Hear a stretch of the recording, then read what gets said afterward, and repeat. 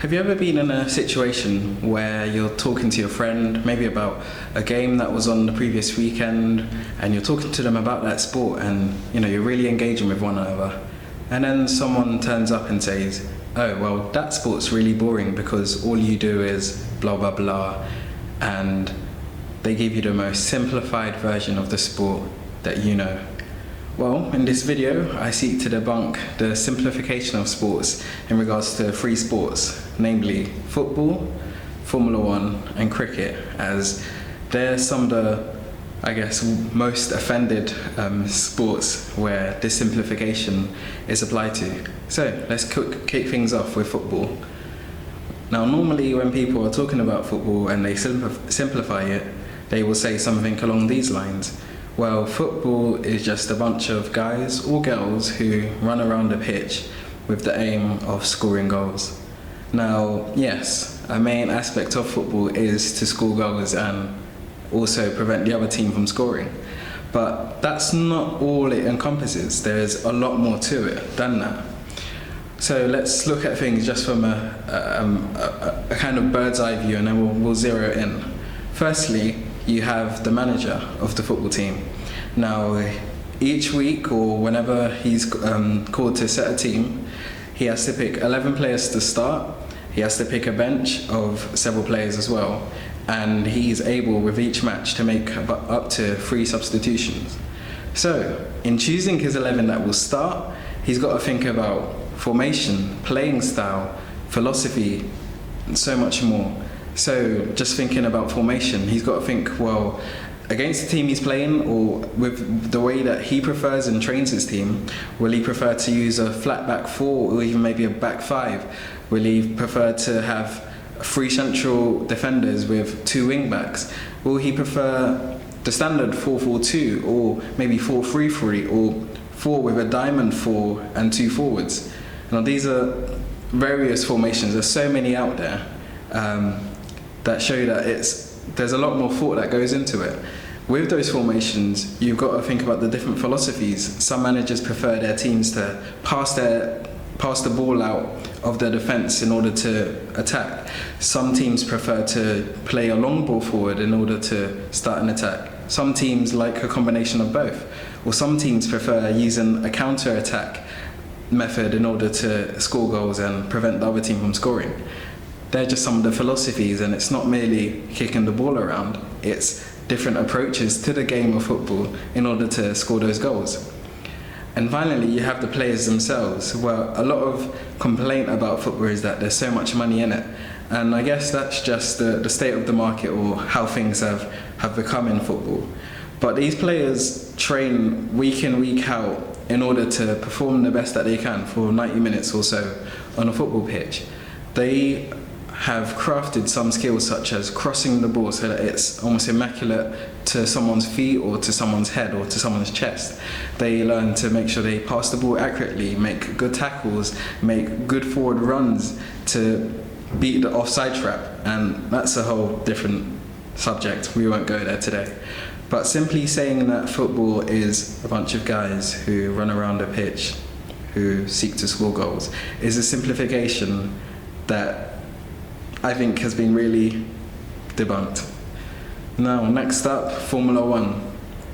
It's normally simplified by people saying, well, Formula One is just a bunch of guys, again, who drive around in circles for several laps for a long time with the aim of someone scoring, with the aim of someone winning. Now, yes, the aim of Formula One is to drive around a circuit, and each week or within each Grand Prix, there is a driver who wants to win. But there's so much that goes into Formula One that is not just driving around a circuit. You have teams. Now, within these teams, you have different categories of teams who have different aims.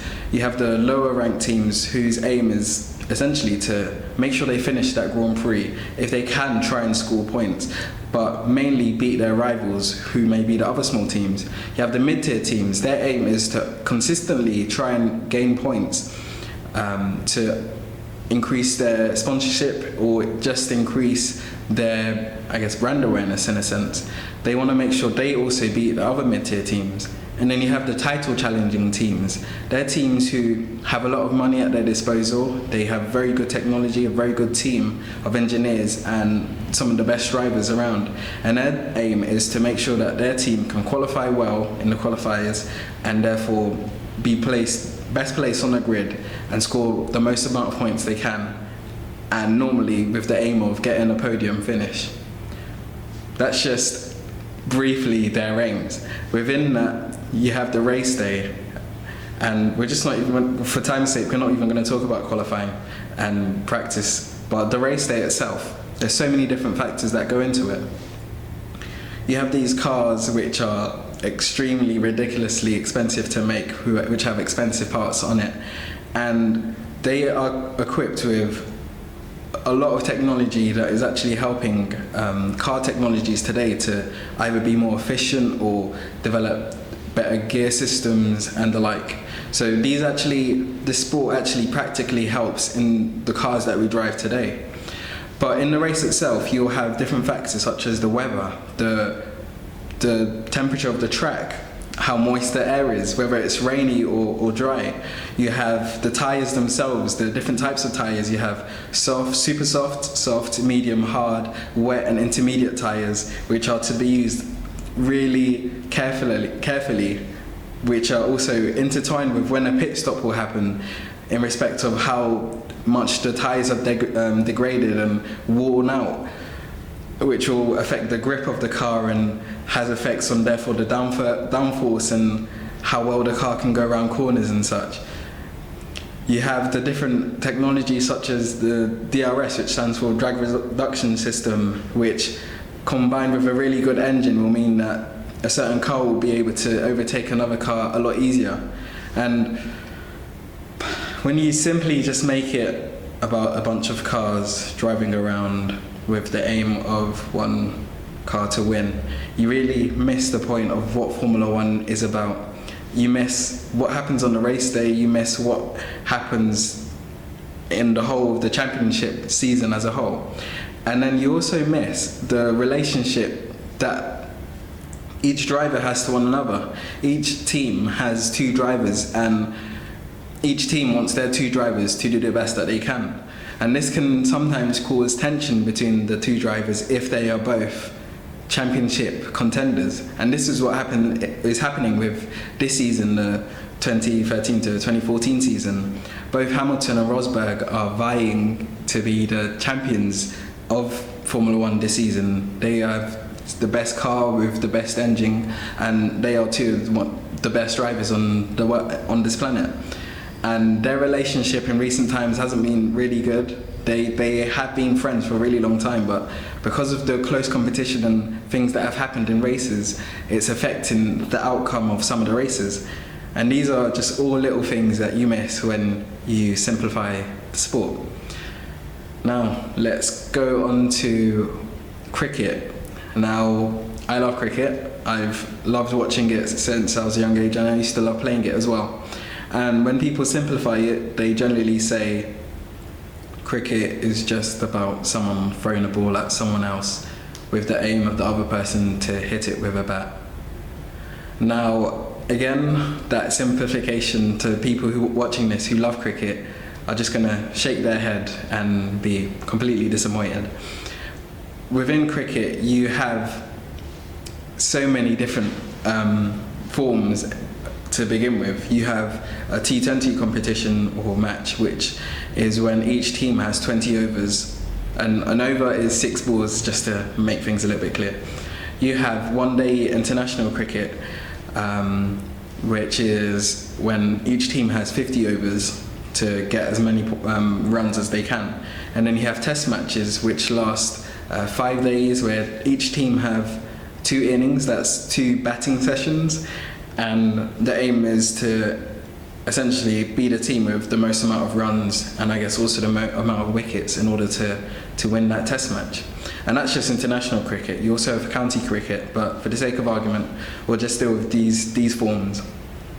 Now, with each one, you have a lot, which I can't even cover in this video, a lot of things that go into it. You have different bowling styles. So you have fast bowlers, medium bowlers, spin bowlers, and a different type of spin bowlers, different type of fast bowlers, seam bowlers, the list goes on.